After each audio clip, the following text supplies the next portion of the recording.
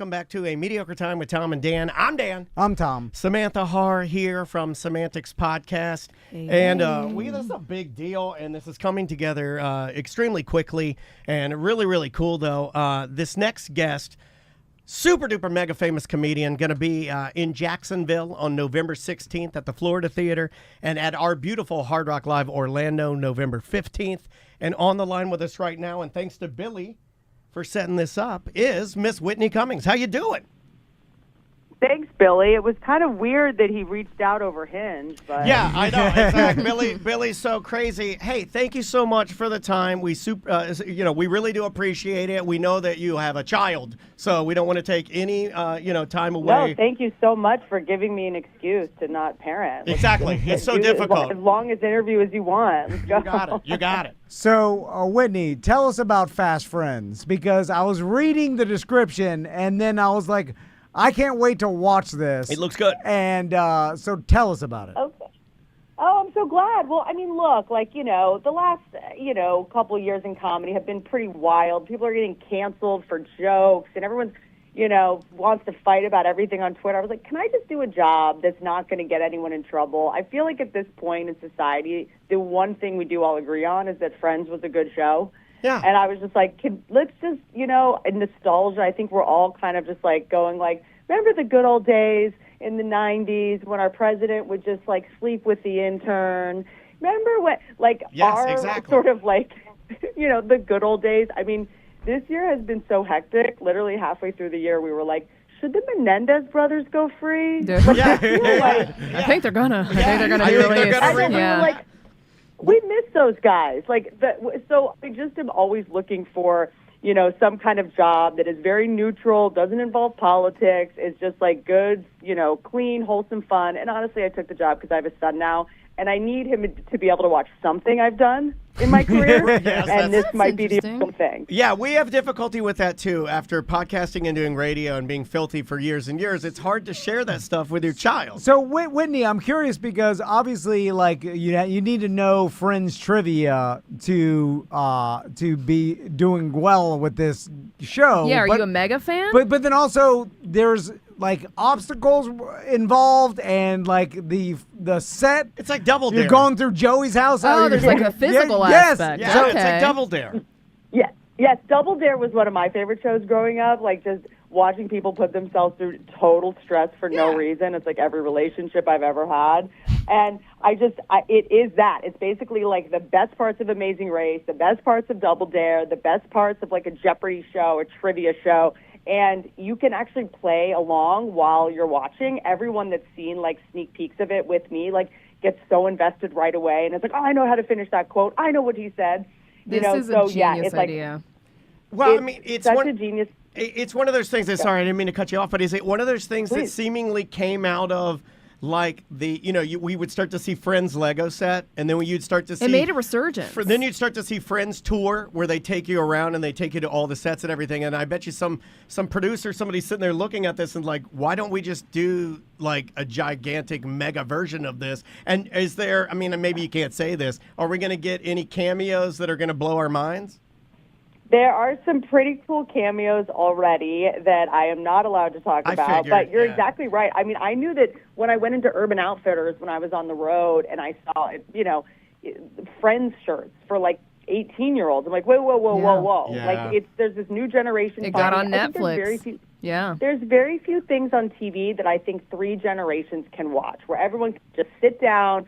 Your grandma, your grandpa, your kids, you can all sit in front of the TV together after Thanksgiving, after a holiday, and not be in a dogfight afterwards. I'm like, what can we all just sit around and watch and not end in a fight at the end where someone's yelling that the earth is flat and someone is saying that, it isn't. So to me, I was just like, I want to be part of something. Yeah, I want to fight about if they were on a break or not.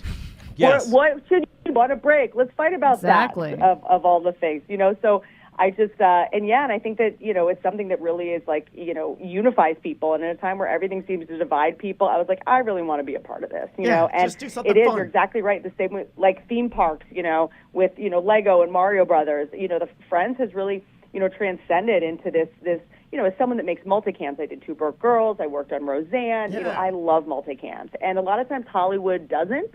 even though America and the world does, Hollywood has this elitist nonsense about not, Big Bang Theory, all these shows that do really well, sometimes Hollywood shuns. So I love, being a part of this, celebrating the multicam tradition that was really started by, comedians. And it's all about making people laugh, whereas a lot of TV shows now in Hollywood are trying to lecture people how to vote, how to live, how they should behave. And, Friends never did that, and this show would never do that. So I really want to be a part of it. I love it. That's awesome. There's not many controversies with Friends, but the only thing that didn't age well was Ross's pet monkey. Yeah. I feel like you shouldn't have had that pet monkey in an apartment in New York, Ross. That's Well, they had multitude. They had a duck. Didn't they? Remember They the did duck? have a duck, They had yeah. a duck. Yeah, but dogs are fine. The monkey is too close to humans, and people are like, Yeah. you He was shouldn't have the treated monkey. well. And then the Did you just watch Chimp Nation or something? Chimp Oh, Crazy. yeah. Chimp Crazy, yeah. Is that, okay. I watched But that. by the way, hold on. You're in Florida. Most people in Florida have chimps in their house. Yeah. Well, we don't. We got have one in the them. studio. I will tell you, we don't have them, but everybody in this studio knows at least one person that has a pet squirrel. Seriously, that's Or a Florida. iguana. That's a Florida thing, 100%. And we Raccoon. did a lot of the little macaque monkeys, or the little ones, and that's the ones that I feel like are the ones that won't rip your genitals off or rip your face off and stuff. It's the bigger ones that'll actually kill you. The fact that you know that is already a problem. It's in the So show. You shouldn't even. It's in the You chimp. shouldn't even know that. Yeah, it's in the Chimp Crazy show. How are you? Are you still loving podcasting? Are you still enjoying that? How long have you been doing it now? I've been doing it, I don't know, maybe since right when the pandemic started, when we all started going crazy and just started talking into cameras and microphones 10 hours a day. I think, you guys know this more than anyone. I think that everyone's attention spans change. What people want from podcasting changes. I think during the pandemic, we were all just sitting around talking about our, depression, eating edibles, just being maniacs. And then we went back in the office, and all of a sudden I was like, okay, we don't want 3-hour podcasts. Keep it 45 minutes. And this election year comes along, and it's like, I don't really like to weigh in on politics. I like to stay a comedian where people never think I'm going to, preach to them about stuff. So I think this was the first year of podcasting where I was like, oh, this is frustrating because I don't want to weigh in on politics, but that's kind of what everybody's talking about. But I want to stay, someone that every fan and audience member can know I'm going to go to her show and I'm not going to have to hear about politics. Yeah. So this has been a year where I really feel like I've had to bite my tongue, which podcasting was the opposite of that for so long. But I'm just trying to go with the flow and go you know what, some years it's going to be more fun than others, depending, Tim Dillon, Joe Rogan, those guys talk about politics. They're great at it. But I'm excited that the election's over so we can just get back to joking about other things like women having nervous breakdowns on airplanes and, you know, all the other stuff. The normal stuff that we all have to deal Just with. the normal The aliens. Get back to Exactly. can we get back to aliens? Yeah, just already, had a congressional hearing. So Whitney, but I do love podcasting, but I love stand-up. I love touring, and that's, my main thing. We do the podcasting just to stay sort of connected and to work out, hash out bits so that when we tour, we're like, okay, we got this thing cracking. Whitney, I saw on your social media that you recently visited a NASCAR race and you were able to, you got invited to wave the green flag. Yeah, man, the go flag, that's a big deal. And I'm curious to how that happened. How did you hear when you got invited to that? How'd you feel? I imagine you're not a huge NASCAR fan, or are you? How dare you? I know. This guy is assuming a lot. Stereotype. I was a stereotype. Okay, you didn't Google me hard enough. I am white trash Asperger's. There's nothing better than a NASCAR race for someone with my brain. I grew up, my uncle is, from Texas. He works at Texas Instruments, used to build cars. We used to watch NASCAR. I love it. There's something so stressful about it and so soothing at the same time. But my favorite part of it has always been the pit crew, just watching the way that they work. I mean, I live in Los Angeles, so seeing men actually be useful and good at something is very rare for me. Exactly. So I watch NASCAR to be like, oh, that's what a man looks This like. is just to be hilarious to reminded. me that Tom You know? 100% would have bet money that you knew nothing about on. I NASCAR. would too. Hold on, ask ChatGPT. Does Whitney Cummings like Are you NASCAR? saying she's lying? No, I'm just saying. If ChatGPT doesn't know, then I'm Oh. off the hook because Okay. Yeah.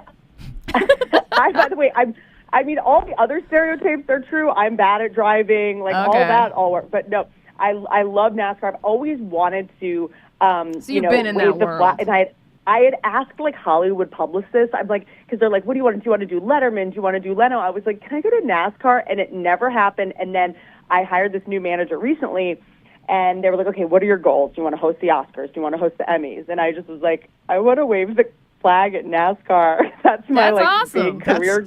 I know. And they were like, and ChatGPT we knew. can make that happen. I'm going to read this straight from Chat. Tom. Actually, you know what? I'll let ChatGPT read it to you. Here, we'll have ChatGPT read this as our final parting gift to they're Whitney. say she Whitney doesn't Cummings, like a renowned NASCAR, but she comedian. likes being rear-ended. Yeah, exactly. Here we go. Enthusiasm about her involvement with NASCAR.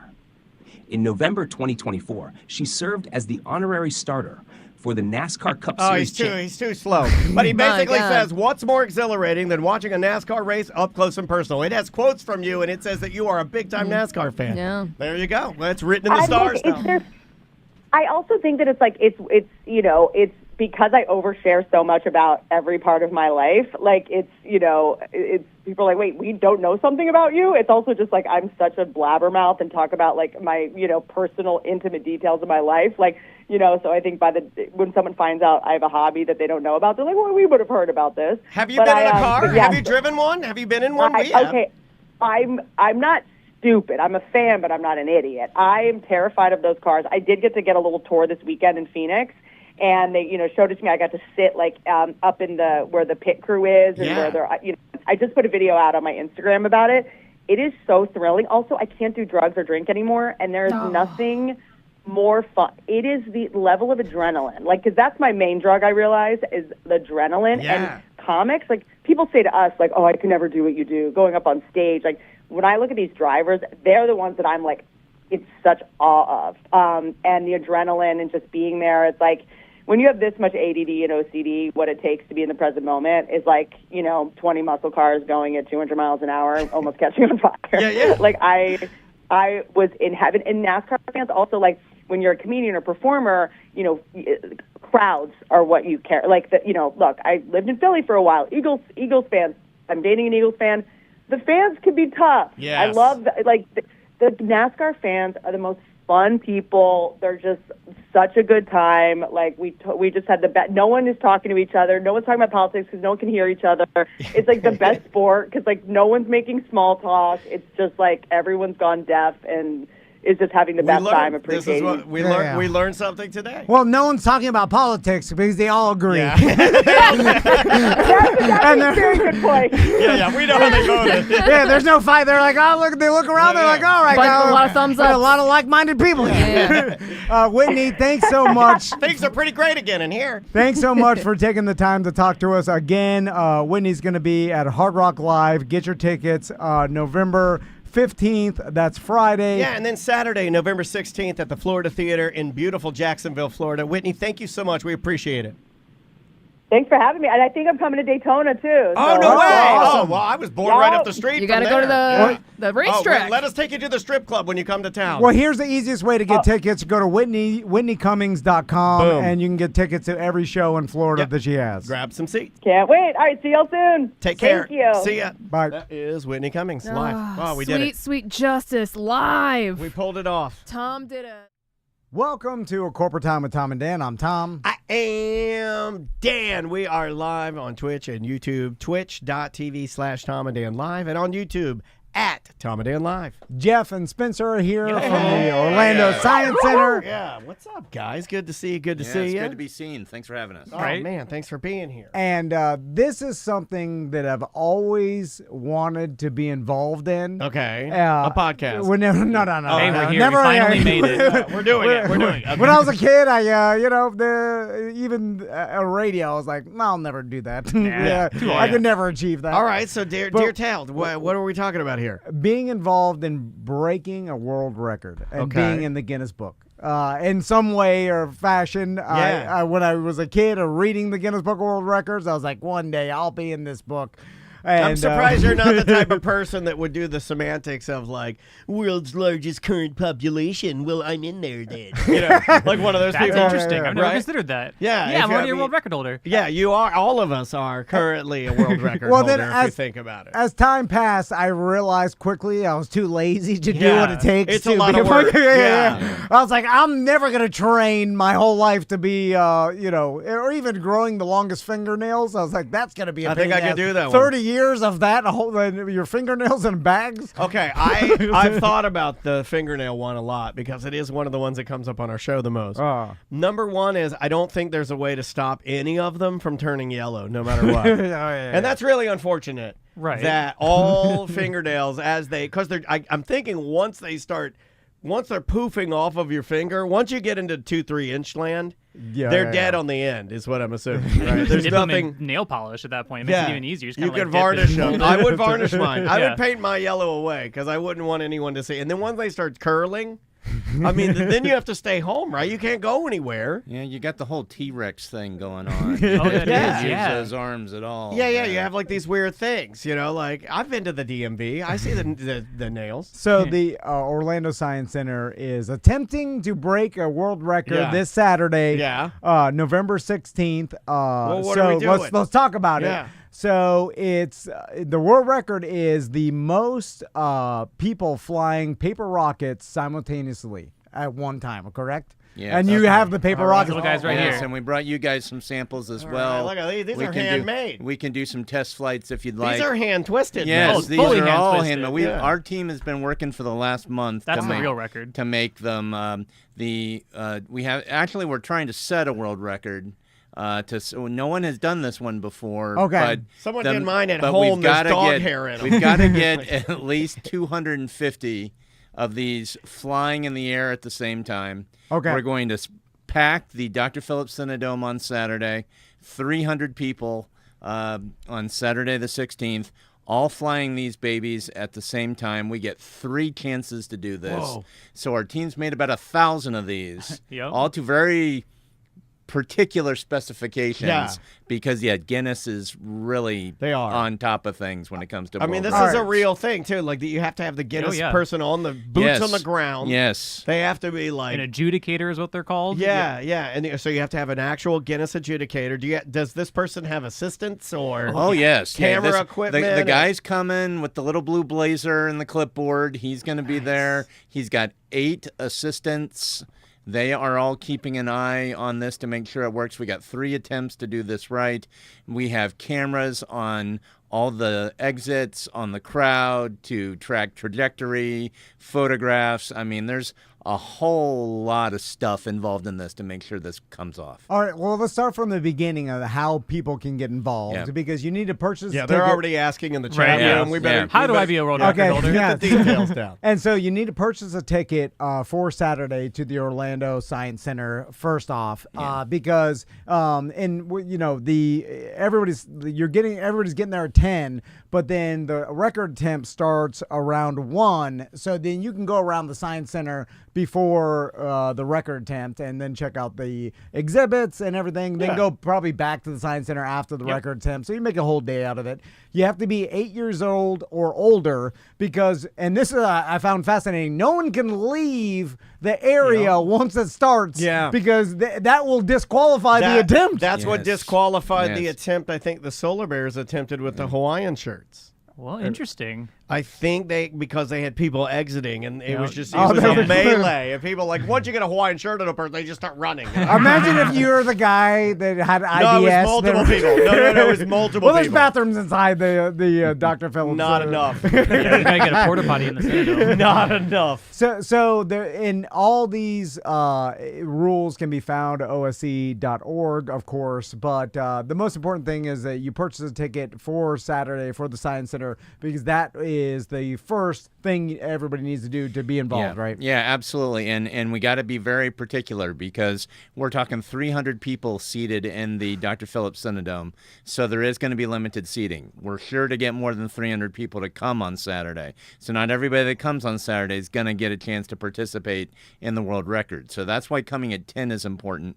They're going to give away the seats to the Cinedome, first come, first serve. Once they hit 300, they're full up. They'll do a standby just in case. But then once you have that, you are free to check out the Science Center. It is Sci-Fi Weekend this weekend. All right. So in addition to the world record attempt, we got all kinds of cool guests and activities celebrating science fiction and the science behind your favorite science fiction. Plus, we still have the Science of Guinness World Records exhibit. Nice. That people can check out. The Life exhibit is open. It is awesome. You got the 4 floors of the Science Center to explore. People got to get back to the Cinedome by 12:30, letting folks in. This attempt will start at 1 p.m. Okay. Everybody needs to launch at the same time. Back to the Cinedome at Yes. 12:30. people. Yes. yeah. Where Yes. is the Cinedome, just so people know? It's on the level 1. It's the big domed movie theater on the first floor. It's where you see all the giant screen movies. Gotcha. And so that's the first floor. You get folks in there. We're going to start this right at 1. Everyone's going to launch at the same time. If our hope is that everyone's get this great arc flying off. And if we make it the first time, yay, we do our big happy dance. But if we miss it, if we don't have at least 250 successful flights, we do another one right away. If we don't hit it then, we get a third attempt. After 3 tries, if we don't make it, we don't get the world record. We've just had a wonderful time in the Cinedome blowing paper rockets. And at you're each other. gonna use red. well, you'll be upset, Yeah. right, Jeff? I would be upset. I want you I to would start Yeah. kicking chairs Yeah. around. Right, I'd be like Oh, Bobby screaming. Knight. I'd be like Yeah. Bobby Knight. I'd be like, I'd say everyone pause and stay in the room because we're looking at the footage, and I'm gonna find out who ruined this. I'm gonna find out who blew this, yeah. and I'll I'm be gonna drag. screaming I'm at gonna everybody. drag them out in front of him, put a big spotlight on them. We've never been so serious about blowing through a straw in our I know, for entire sure. lives. You want to try one? So let's talk about these paper rockets. So you I'm had gonna the shoot Science one at Center you. team putting together Oh my these God! rockets. Yeah. So they go fast. I got you right in the boob. I'm Now, sorry. I'm when very sorry. When I first saw paper rocket, I was like,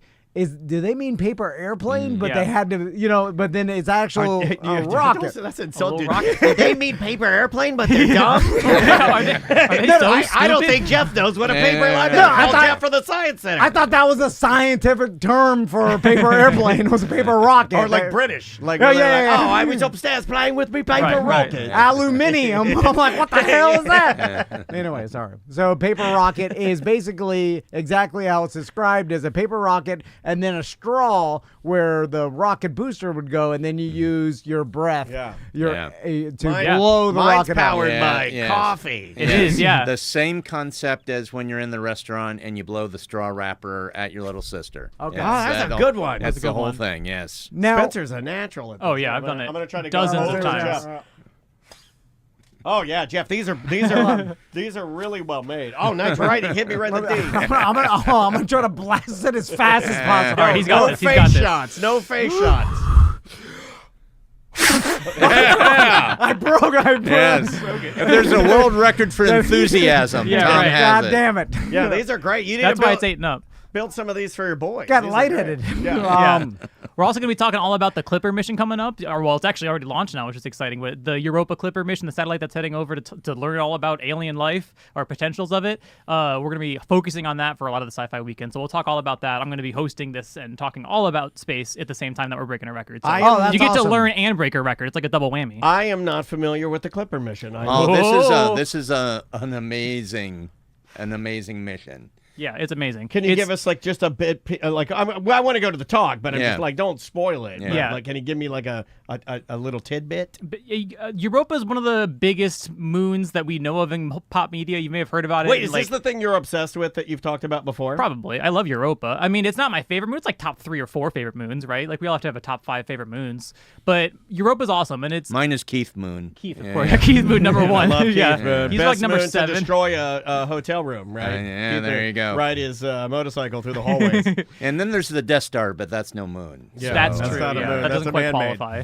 So Europa's around Jupiter. It is home to a ton of water, basically. It's one of the ones that we're pretty darn sure has a subsurface liquid water ocean. And anywhere you find water on Earth, you find life. So we can make a pretty bold assumption that there could be life there. It's got water. It's got the big molecules we need for life. It's got energy from all these tidal heating and thermal activities going inside the moon. So it's got all the building blocks we need for life. And so we're sending Clipper there, this satellite, to study it, to look at the icy core, to try and peer through that icy layer with some radar. And we're going to really see, like, does it really have all the actual building blocks to sustain life? I mean, it's a big deal. Yeah, that's cool. That is super exciting. I mean, this could be like finding any evidence of even Molecular historic, life. I mean- molecular level life, or historic, like, oh, this is some fossil of some life that existed. It would be the biggest discovery in our entire lifetime. It's hard for me to wrap my brain around it. That's how big it would be. Yeah. Because like we're pretty sure that there has to be something else. Oh, you out think there. people are scared now? Yeah. You find a big old. You find like a fish, like a Heathcliff, like somebody's been eating fish. Oh, yeah. Like Yeah. or something that looks sort of like something similar. That oh my god, people will lose their mind. Yeah, if they believe it. You're right. Because you You're can right. tell Point. someone like, You're hey, right. there's a, and they're I don't like, believe no I don't fly's believe it. fish. You're like, well, hold on, this is,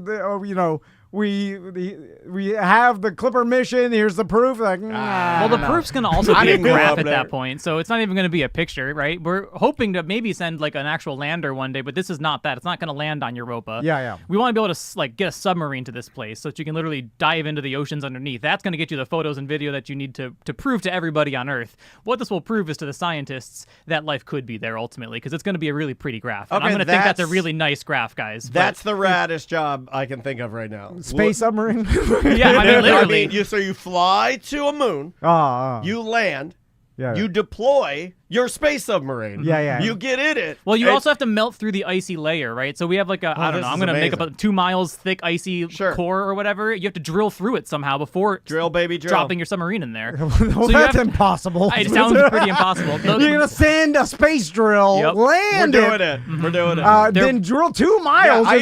I used to think, like last time they were in, I used Yeah. to think that landing the boosters was, Yeah. that'll never Now we're happen. just catching it with chopsticks. Yeah, you know? now we're like Yeah, it's. yeah. I think all of this stuff is totally possible to do. I think space submarines sounds totally feasible to do. If Bruce Willis can drill through an asteroid to break it up can. and save us all from Armageddon, He can barely talk right now. Have you can- seen that well, guy? that's why he burned through the asteroid first. Yeah, And exactly. so we can do a space submarine. He's a quiet Yeah. man now. Now all of his family just they're like, he's not the way he was. I'm like, shut up, leave him alone. Okay, back to the world record for a second. Because I noticed in the rules that everybody has 15 seconds to from beginning to end to successfully launch. Oh, that's good because which is sometimes longer you than don't- I thought. Yeah, well, it's because of the exact thing. You launch and you're like, oh no, it didn't work on my Yeah. first time. You might need a couple of breaths, depending on exactly where it goes. Yeah. So thankfully, Guinness they gave us a stipulation that we do have 15 seconds. If it was on the first breath, it would be a lot harder, right? Yeah, It's yeah. got to be on the right spot. I thought just like that. I thought every rocket had to be simultaneously Not literally, in the air, and they count them one Wow, by you're one. a real stickler, aren't you? My God. Well, if I was the judge, no one's ever done a Guinness on my watch. I'm Tom. I think we're gonna get it anyway. You see, we need the 15 seconds as like a baseline, but I'm leading. You it. know, We're gonna be fine. Tom's bringing up something that I wonder if it's the case. I wonder if there are, just like baseball umpires and just like NFL referees, that there are Guinness guys, boots on the ground, where they're like, you got Jerry. Oh, Jerry's he's the a toughest. stickler. Yeah, He's yeah. the toughest Guinness Yeah. judge or adjudicator of all time. This guy, I think he's only done maybe 3. He did World's Largest Horse, and then he did strangest looking largemouth bass. if you got Tom Van, the Guinness judge, I'd be there, be texting, and be Yep. like, "Oh, it happened. Oh, it passed. It's good. Yeah, okay. You got it. The check clear. You got it. Are those sandwiches? Hey, what do you got here? You know what goes great with a rocket launch, Jeff? A couple of Jersey Mikes. Like, you know what I mean. Hook a brother and up. then Jeff's like, absolutely, I know what you mean, sir. Would you like some fries? It looks like around 250. You got it. Yeah, it's fine. You got any We'll put it sauce down. for this? Yeah. We'll put it down. That's hilarious. Yeah, like, Is this the first time you guys have done a Guinness? This or- is the first time we've ever done a Guinness record attempt. We were inspired by the exhibit. Nice. Which is an awesome exhibit. You guys have been down Yeah, there. it's You really did, good. Did some awesome stuff in there. Yeah. It's been very popular. We were inspired to set the record based on our experience with the exhibit. We connected with the Guinness folks. There's a huge process involved. There's a whole science around getting this thing achieved, but we're down for it, and it is coming up this Saturday. We are psyched. Nice. Oh, Jeff, a question I had: if you're already a member of the Science Center, you could just come? Yeah, Okay. this is basically just like coming to the Science Center that day. So buy your ticket, have your membership. The big thing is 300 seats, and it's first come, first serve. So get there at 10 to get that seat assignment, then enjoy the Science Center, be back by 12:30 so you can participate in the Guinness World Record title attempt. I love it. This would be a great day to bring your kids. Remember, 8 and up, because the world record attempt, because no one could leave at a specific time because it's real, and there's a real Guinness official there. They have, You got to be you have able a baby there. You got to be like- able to sit still properly for this type of We've got other shows for the young ones. If you do have, a 3-year-old and you want to break up your kids a little bit, some of them go to the Cinedome for the Guinness Challenge. We have other programming for the little ones at the exact same time for them to go and see cool space stuff as well. So if they're not going to get into the record attempt, if 10,000 people come and most of them don't get to see it, there's going to be all kinds of really cool stuff to see. So either way, you're going to have a great time.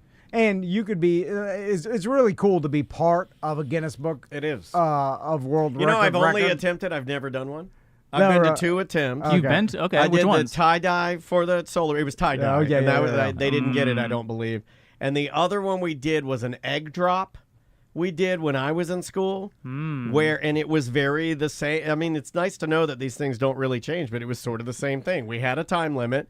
We had 3 tries. We had an adjudicator on premises, and we didn't do it. And they were really, it's a serious They'll say thing. no. Yeah, Yeah, if they're not gonna just they be don't like, just okay. give it away. They don't.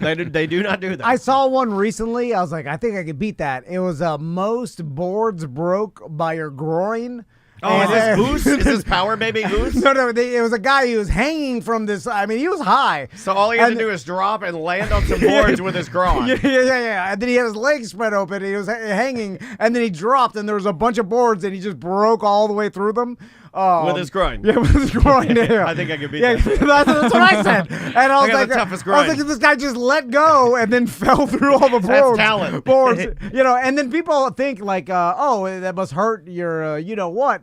But it's really Yeah, like the adrenaline rush, you don't think about it. and it's really you're falling more in your butt anyway. It doesn't hit him for about an hour. Yeah. Right. Yeah. Now- it's just like playing in the World Series. I mean, you black out. It's Now- very important. Jeff, what if you did break this, right? And then me and Daniel attempted to re-break it at our beer fest. And we just escalate each other. I think Jeff starts choking you the next time he sees you. Because this happens to people sometimes. Like this happened This with happens with endurance athletes and mountain climbers and stuff. They Yeah, love yeah. to like beat it, and then 2 days later somebody beats it again. Remember the highest, skydive was like literally broken a week later. Like it was Yeah. this huge deal, and then some other guy broke it, and then You gotta give it a year. You gotta give it a year. time. yeah, it ruins it when you break it a week later. It does ruin it. Yeah, Spencer and I will be very disappointed, and you guys won't get to meet the sloth. Okay, That's fair, yeah. Just I'm putting that joking. out there. You'll have a world record, but you won't have a sloth. Yeah. Well, there's no way we could organize this. No, try to make It's it a thousand of impossible. these things. We've Yeah. never successfully organized anything. Yeah, and that is a testament to how hard this record is. Just organizing everybody. There's like everybody got your rocket. Everybody's like, I don't have mine. 12:30 at the Cinedome. Yeah. I'm gonna keep yelling that. Making sure everybody, and then someone's like, I broke my rocket already. Oh God! Yeah, I'm gonna get the email. Oh, well, Dan, what happened? I got up there and the door was shut. Okay, all right. Yeah. So get your tickets. Show up at the Science Yeah. Center. Or if you're a and- member, we'll see you there. Yeah, and if you're a member, and then be part of a Guinness Book of World Record, Yeah, and yeah. then just hang Get out in at that Sci-Fi book. Weekend. Get Yeah, in this there's the book. book. Every kid had that, and you would just I'd lay on my bed with my Guinness and just flip through all the pages. And Oh, th- yeah. and this Especially, we were talking to the records people, and it's just very much a thing with our aged boys, especially with the Guinness Book of World Records. Like we all Yeah. grew up Oh, with it, yeah. right? We were just obsessed with it. It's interesting to think that you were confident you could get in the book, though. I never once thought he like thinks I he could can do do anything. this. I'm glad you brought this up, So- Spencer, because speaking of confidence, and this is a big problem in our world, You and should I'm be in part there of for it. confidence. Most confident person. That's fair. So I knew Spencer and Jeff were coming in, and so I started looking up science earlier on the week because I love talking science. You do. And then I gravitate towards Yeah, I see what you did there. the hardest possible science that you could think of, like theoretical physics, right? And I think I represent a big problem we have in the world, which is I'm just dumb enough to think I understand super complicated things, and and because when I read this stuff, I'm like, I get it. Isn't that Dunning-Kruger? Isn't that what that's called? Isn't that Who's this? the Dunning-Kruger? Isn't that what that thing is? Or I am something too where dumb to know you what that believe is. I am just, also. you believe just enough to perpetuate something Yeah. that's completely false. You believe you understand something super Yeah, complicated, and it's Dunning-Kruger. I knew. yeah. Hey, all right, We got something. All right, I'm on I the thought it board. was the Happy Madison, so And- I'm glad that we've got Okay, this right. Happy Madison is good too. and there's no way that I could even begin to comprehend this. But I think I can. And I think I can have a conversation with Spencer about this theory. Sure. This called the causal set theory. The Okay. causal set theory. Yeah. And I think you got it. It's yeah. not that bad. The philosophical ramifications, Okay. I think you deeply understand, and that's really what matters to us. Can we all do the math? No, because I looked into it as well. This is PhD level math. Like neither of us are getting to the point where we're understanding the math of this thing. It is complex. and so I can barely do like the math that I Yeah, like successfully Alex I did. can barely Yeah. figure out the tip on dinner. No, I was always Right. in super high level math Yeah. because of my English grades, and I had no business being there because I can barely do my daughter's math. so let me attempt to explain this. I don't know And what this Spencer- is, so I would love to hear it. and- So I'm interested. And Spencer can correct me, and because I'm gonna get a lot. I of have a this wrong, feeling you're right? going to get it right. You have a low confidence, so Yeah. let's like You set the bar real low so that he we has can. high confidence but low confidence at the same time. So Einstein came up with a lot of the physics that we know of today, right? Okay. And which is pretty amazing because he was like around a time like World War II was happening. You know, it's insane that this guy was so smart and Yeah. figured out some of the stuff. Anyway, I also but- don't like it when he would stick his tongue out and be funny. I'm like, you're a scientist. Get to work. So he figured out general relativity, right? And that's basically what all physics and the reality of what we know of and how physics works, right? But there's two problems with his theory, right? And that is the Big Bang and that are black holes, right? And those are singularity events that in the general relativity physics world, that are like these singularities, they don't really abide by general relativity. So that's a kind of a problem that we don't know. And now here's the thing. It could be a reason that we don't even understand, but also it could be the reason why general relativity is not the entire correct theory here. So then now there's a causal set theory, which is a different theory than general relativity that states that the universe has no beginning and no end. Okay. Okay, so the causal set theory says that there is no Big Bang. The universe always existed and will forever exist. Okay. Right? So And how did we get the order of what we have well, here? then It basically just aligned itself that way? right now we just live in, and our perception of time is like skewed too because our dumb animal brains can't even really understand. Like we're like, time is just days and how long we live, and like the Earth goes around the sun, and that's like, Right. and then it's like way more complicated. The causal set theory. Because we're just looking at what's around us and trying to make patterns out of it. Sure. They've, in my limited understanding of this, said that basically time is dictated by the elements being created and like events happening, and then everything is just different events. And so there's like time as we know it is not really right because that's just our perception of it. And, and that is a difficult concept to understand. and time is relative, and Einstein proved Which that. is deeply annoying to conceptualize. Yeah. And then so it's like, in a causal set is like, well, this can explain that there is no Big Bang because that general relativity that goes beyond what general relativity says that can happen, and black holes, are outside of general they go relativity. beyond as well. Yeah, because the gravity and mass of black holes and what Big Bang is, they're like that. That's something that's an outlier. Yeah, we don't know, and that's it. Probably causes most people to believe in some sort of higher power I have never heard of this before. That is very interesting. And so am I kind of right when describing that? You got it. I think you're leaving out some of the true ramifications of that result, though, because what it comes down to with causal set theory is what is reality ultimately. Science, from its creation 10,000 years ago, we're looking at the stars, we're making pictures, and since then we've just come up with a whole bunch of different ideas of what is happening at the fundamental core, capital T, truth. And we've been wrong every single time. We just keep reintroducing it. The thing is, science isn't trying to often find that capital T truth. We're trying to create systems that describe what we see. General relativity does that very well. Quantum physics does that very well. These are systems that work mathematically, and they can predict very accurately what we're going to see in the universe. That doesn't mean that the universe is the way it is because of general relativity, right? There is surely some fabric of reality that is the underlying cause of why we exist. And general relativity doesn't explain that. It is just a mathematical construct that can sit on top of that reality. Causal set is the reality, is what some people are trying to define as what creates our reality. And it is literally just based on the entire concept that you can only go from one thing causing the next thing. You can't go backwards, basically. Time is relative, like you said. It can stretch, it can compress. It's not about days and years, it's about how we perceive cause and effect, how long in between the cause and the effect is. That's time to us. But the cause is going to always come before the effect. And that is true logic and true reality. And you can represent all this in math, and it creates this hyperbolic shape, basically, that kind of proves that reality should exist.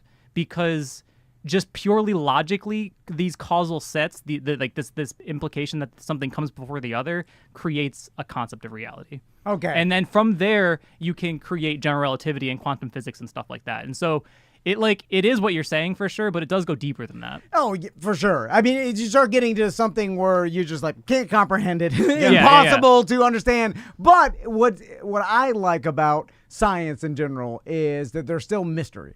And I like that, hey, there are things that we don't understand, and there are things that are so complicated we'll never understand. Yep. And it's kind of frustrating, but it is kind of freeing. I think it's a relief. To be wow, there is a freedom to me as an anxiety person knowing that everything is we think we know it, but we don't. Gives me this sense of everybody's in a form of chaos, and I'm like, that's pretty cool. And we're I don't know why that's eases my mind a little bit. We're all just kind of faking it until we make it. Pretty much. And we're all living in this specific time period, which is such a small little time period. Yeah, but we're not getting the big discoveries we want because we're dialing in the ones we already have, right? So we have discoveries, and then we're just kind of finding nuance in what we already know and going, well, that wasn't right. We're going to correct it this much. Yeah. So we correct it half a percentage point. And also at this point, correcting at such a small, not a small scale, but a scale that most people can't comprehend, right? The difference between standard theory and quantum physics and general relativity are so, you can't explain that to most people, right? No, it's different than humors. And but this is why the Science Center is so important, is because building the base, especially with your kids. And I saw a graphic about in 8 billion years, our Milky Way galaxy and then Andromeda galaxy will collide, and this is this is what it will look like. And then you're watching it collide and explode and and then you're in 8 billion years, and then you're like, what the heck? And then it's and then you're like, okay, well, what's after that? I mean, billions of more years of who knows what will be billions of years. And then it's if the causal set theory is correct, just infinite. I can't even understand infinite. No one can. And then you're infinite before and after. Anyway, it's crazy. Infinite? I mean, I say this all the time, and I love to just get people going, which is you either have to accept that infinite exists or nothing exists, because at the end of our universe, there is either another and more universe or nothing. There can be nothing else. Yeah, So which is more comfortable to you, nothing or infinite? Infinite is more comfortable for whatever reason. Right. Yeah, Call yeah, me yeah. an optimist. Yeah. And I like an infinite. Like I feel like even if there's nothing there, But how I can feel it like be it just infinite? keeps going. If that makes sense. Yeah. Like what if infinity means that Where did there's it come literally a from? nothing, but it's still going. Yeah. Yeah, I yeah. mean, that's what we all have to comprehend with every day with these physics things, this big picture stuff. Yeah, and then I also think I'm the most attractive, just like Jeff. I'm Anyway. a Brad Pitt, like Jeff. I feel like I'm. I was thinking that just now too. again, the Orlando Science Center, the world record attempt. 300 seats. Saturday, November 16th. 12:30 at the Senate Dome. I'm not going to say it again. Yeah, and that show up at 10. Yeah. Show up earlier to Get guarantee your spot. prepared. Yeah, get your spot. Get prepared. Bring the family. Remember, kids have to be 8 years old or older to be involved in the world record attempt. Yes, but That's- there is other stuff for the yeah. littles if you want to bring them because it's a great spot. And it's Sci-Fi Weekend. A bunch of cool stuff going on at the Science Center. Yep. Spencer, Jeff, thank Yeah. you so much Thank for you coming guys on. so Thank you guys. much. Have a Thank great you guys. weekend, Yes. y'all. Enjoy yourselves, and Thank you. we will see you tomorrow.